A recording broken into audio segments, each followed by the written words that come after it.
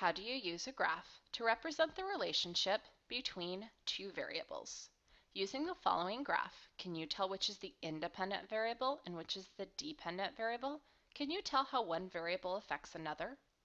In this lesson, you will learn how to show the relationship between independent and dependent variables by analyzing a graph. There are two types of data you can represent on a graph, discrete and continuous. Discrete data is data that is counted or grouped, like favorite colors. There are no variables in this data, and you might graph this data on a bar graph to show your favorite flavors of ice cream. Continuous data is data that is measured or growing, like the height of a plant. This data has both independent and dependent variables, and you might graph this data on a coordinate graph using a line to show your racing time at different points in a marathon. Both types of data are descriptive, like fast, or numerical, like 2 and 5, and both can be graphed. When working with a coordinate graph, there's some important things to remember. The x value is on the horizontal axis. You plot this value first. The y value is on the vertical axis. You plot this value second. In the example of the point 3, 5, you'd plot the 3 value first, moving over 3 points on the x-axis. You would then plot the y value by moving up 5 points on the horizontal axis. You would plot the point 3, 5 where they meet. One other important point on a coordinate graph is the origin. This point is labeled as 0, 0. Let's look at a real-world scenario. On your cell phone bill, you are charged 10 cents for every 5 text messages you send. What amount will you be charged on your bill? If we look at this scenario, we see for every 5 text messages you send, you are charged 10 cents, and you want to know the amount of your cell phone bill.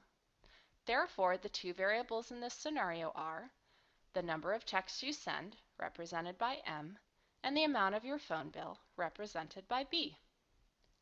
Here's a graph modeling the relationship between these two variables. How can I use the model to figure out which variable is independent and which is dependent? On the x-axis, the number of text messages, or the independent variable, is shown. On the y-axis, the amount of your phone bill, or the dependent variable, is shown. How can I use the graph to figure out the relationship between these variables? If we look at the points on the graph, we can see if you send 5 texts, it will cost you 10 cents. If you send 10 texts, it will cost you 20 cents. And this pattern continues. So for each text you send, it will cost 2 cents. This means the charge of your cell phone bill depends on the amount of text messages you send. You won't know the total charge of your bill until you know how many texts you have sent. Another representation besides a graph, which shows the relationship between the two variables, is a function table. The number of texts, or M, is in the input column, and the amount of the bill, or B, is in the output column. In the table, if you send 5 text messages, it will cost you 10 cents.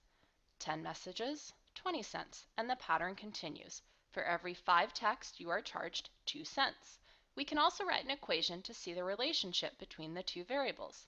0.02m equals B, with M being the number of texts and B representing the charge of your phone bill. When we input a value for M, we multiply that value by the coefficient 0.02 and get our output value. If we input a value of 5 to represent 5 text messages sent, the output becomes 10, which represents 10 cents you will owe on your bill. Let's input a couple more values from our table and graph to check the equation. If we input 10 texts for M, 10 times 2 cents is 20 cents, so you pay 20 cents on your bill. If we input 20 texts for M, our result is 40 cents. 40 cents on our phone bill. Therefore, the table, graph, and equation can model our situation, and all three show the relationship between both variables. It's a common misunderstanding to think the dependent variable affects the change in the independent variable. If we think about the following example of the charge per text message, we can understand this relationship better. Is it true that the amount of your cell phone bill affects the number of texts you send? If this is correct, this means you actually pay the cell phone bill before you send any text messages. It's not possible to know how much your phone charge will be until you send all the messages and get your bill in the mail. Remember, the independent variable is the variable that's changing, and the dependent variable is the variable affected by the change. In this lesson, you've learned how to show the relationship between independent and dependent variables by analyzing a graph. How do you use an equation to show the relationship between two variables? Using the following equation, can you tell which is the independent variable and which is the dependent variable?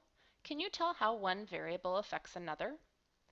In this lesson, you will learn how to show the relationship between independent and dependent variables by writing an equation.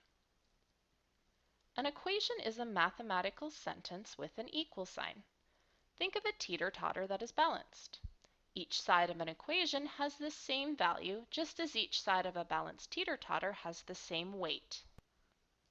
Let's look at a real-world scenario so we can identify the variables. Carly is selling jars of strawberry jam to raise money for her soccer team. How much money will she make? If we look at this scenario, we see that Carly is selling strawberry jam, and we want to know how much money she will make. Therefore, the two variables in this scenario are the number of jars of jam, represented by J, and the amount of money earned, represented by M. Here is an equation representing the relationship between these two variables. How can I use the equation to figure out which variable is independent and which is dependent? On the left-hand side of the equation, I have 5J. The variable J is the number of jars of jam and is the independent variable. The 5 is the coefficient, and it represents the $5 price of each jar and means I multiply the number of jars I have by 5. On the right side of the equation is the variable M. This represents the amount of money Carly makes and is the dependent variable. How can I use the equation to figure out the relationship between these variables? Let's plug in some values for J and use them to determine the value of M. If Carly sells 1 jar of jam, I input 1 for J, multiply it by 5, and get $5. If Carly sells 2 jars of jam, I input 2 for J, multiply by 5, and then M is worth $10. This pattern continues with Carly making $5 more for each jar she sells. So the amount of money earned depends on the number of jars Carly sells. Another way to see the relationship between the two variables is to look at a function table of the situation. This is an efficient way to organize the values. The number of jars, or J, is in the input column, and the amount of money, or M, is in the output column. This table also shows that for every jar sold, Carly earns $5. But what if we want a value that's not represented on our table? A graph is a clear way to see multiple values at once. On the x-axis, the independent variable, or number of jars sold, is shown, while on the y-axis, the dependent variable, or the amount of money earned, is shown. The scale on the x-axis increases by an interval of 1 for each jar of jam, while the scale on the y-axis increases by an interval of 5 to represent $5 amounts. How can I use the table and graph to see the relationship between these variables? Let's input a couple of values from our table and graph and check them with the equation. If we input 3 for J, that means Carly sold 3 jars of jam, as seen on the table and on the graph. She earned $15 because each jar of jam is $5. If she sold 5 jars of jam, that means she earned $25. Therefore, the table, graph, and equation can model our situation, and all three show the relationship between the independent variable and the dependent variable. It's a common misunderstanding to think that the dependent variable affects the change in the independent variable. If we think about the previous example of amount of money for jars of jam, we can understand this relationship better. Is it true that the amount of money earned affects the number of jars sold? If this is correct, this means that Carly makes the money before she sells the strawberry jam. It's not possible to know how much money Carly makes until she sells her jam. Remember, the independent variable is the variable that is changing, and the dependent variable is the variable affected by the change.